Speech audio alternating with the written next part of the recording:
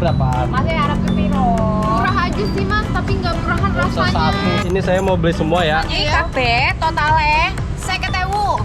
50.000 murah tenan loh. Nggih, 50.000 ndang. Aku ya gue 3.000. Sembarangan ini murah. Waduh, mbak, kalau mau jualan dilarang marah-marah. Kudu sabar, hadapi semua tingkah pola konsumen. Hihi. Emang sih, aneka kue basah ini adalah kekayaan budaya kuliner Indonesia yang biasanya banyak dijual di pasar. Makanya suka disebut jajanan pasar. Nah, gimana nih biar jajanan cantik ini bisa naik kelas? Sini mbak, belajar nih sama bos kita yang satu ini. Bos, tahu kan jajanan pasar? Siapa nih yang suka? Biasanya jajanan pasar cuma kamu temuin di pasar atau di kaki lima.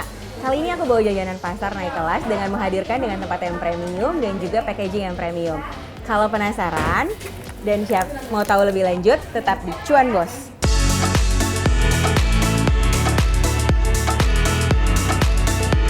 Wah, toko kuenya Mbak Davina rame banget. Sampai antri-antri yang mau beli aneka kuenya. Juga asyik pada nongki ngemilin kuenya langsung di tempat. Belum lagi yang udah pada order via online.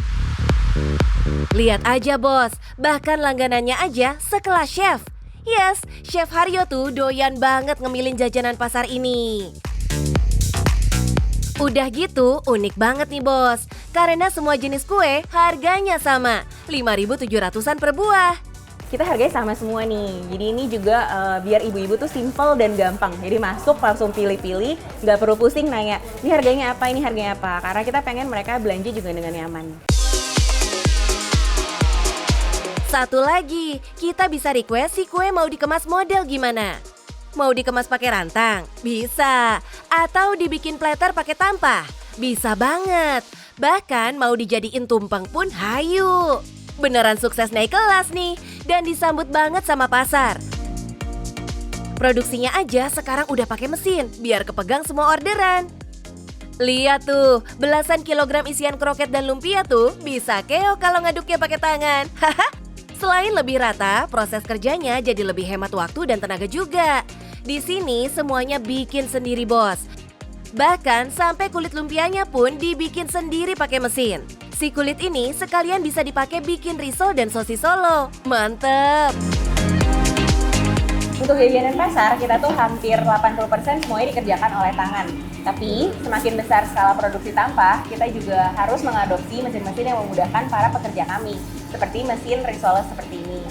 Selain itu, di tampah, karena mayoritas adalah pekerjanya adalah wanita, aku juga memiliki kebijakan yang cukup unik, yaitu untuk ibu-ibu rumah tangga yang memiliki kesulitan menitipkan anaknya ke tempat lain ketika mereka bekerja, aku membolehkan mereka untuk membawa anaknya. Seperti Ade Rashid di sebelahku ini anaknya Ibu Cahaya yang hampir setiap hari sih ada di Tampah. Ini aku lakukan juga karena dulu pas aku kerja memiliki kesulitan. Siapa nih yang mesti jagain anak aku? Jadi aku pingin ibu-ibu rumah tangga juga tetap berdaya dengan bisa bekerja tapi juga nggak pusing mikirin anaknya. Keren empatinya ya. Ya iya bos, karena Mbak Davina sendiri akhirnya memutuskan buat resign dan bikin bisnis sendiri, semuanya juga demi anak. Alasannya sih klise ya, biasalah ibu-ibu udah punya anak, itu aku mulai kesulitan ngebagi waktu antara pekerjaan tetap dan juga ngurus anak. Akhirnya aku memutuskan kayak untuk memulai wirausaha karena waktunya bisa lebih fleksibel aku atur. Berdua bareng sang kakak, Mbak Davina pun belajar cara bikin jajanan pasar. Modal utamanya, doyan makan bos. Berdasarkan itu sih suka banget sama jajanan pasar. Jadi itu kayak hampir kalau ke pasar pasti jajan-jajanan pasar. Jadi dari situ kita mulai tahu kayak misalnya anggap deh kue lapis pepe yang enak menurut kita tuh yang kayak gimana kayak gitu. Terus kayak risoles yang enak tuh menurut kita kayak gimana. Akhirnya kita tuh selalu wisata rasa lah ibaratnya ya untuk jajanan pasar. Akhirnya kita punya memori atau punya standar juga nih, risoles harus kayak gini nih yang enak yang gue cobain di tempat ini gitu ya. Lapis pepe tuh yang enak yang punya ibu ini nih gitu yang gue cobain di sini. Akhirnya karena kita emang suka banget coba, akhirnya kita punya standar-standar itu dan kita coba bikin sesuai dengan standar itu. Semua kue di sini juga dibikin fresh tanpa bahan pengawet bos. Jadi nggak bisa lama-lama nih, kudu cepet dihabisin. Wah, kalau sisa gimana tuh mbak? Nah kalau nggak laku kita beruntung banget sih, karena sekarang kan udah ada ojek online ya biasanya. Kalau memang kue-kue yang udah mau tutup nih, udah nggak habis tuh biasanya kita diskonin. Jadi kita nggak ada kue yang walaupun nggak laku tuh kita besokin, kita paksain besok tuh nggak ada. Nah kebetulan teman-teman tim toko ini juga udah mulai tahu ya, kayak kira-kira nih jam berapa nih kayak mesti stop goreng lagi, stop restock. Nah jadi saat ini sih waste kita tuh kayak kurang dari 10% lah, nggak pernah lebih dari 10%. Cakep nih, kerjasama bareng karyawan juga udah klik banget. Padahal produksi perharinya sampai ribuan buah loh bos. Kita di 8.000 sampai 10.000 per piece per harinya. Kebetulan kita ada 2 dapur juga di sini di Bintaro dan di Jakarta Utara. Padahal bisnis ini dulunya digarap cuma dari rumah bos. Tapi kualitas nggak bohong ya, peminatnya membludak terus. 3 tahun kita tuh full pre-order. Alasannya kenapa? Alasannya itu karena kita kan usaha rumahan Mbak. Jadi biar modalnya itu minim lah ya. Setelah 3 tahun kita ngelihat oh udah ada customer base yang cukup kuat, kita baru pede bikin toko gitu. Nah makanya kenapa pas kita bikin toko kok langsung rame, orang mikirnya pada gitu, kok langsung rame ya, kok banyak nggak habis ya, habis terus.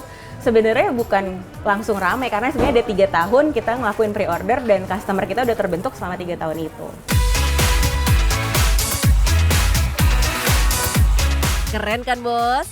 Siapa bilang jajanan pasar nggak bisa naik kelas? Bisa dong.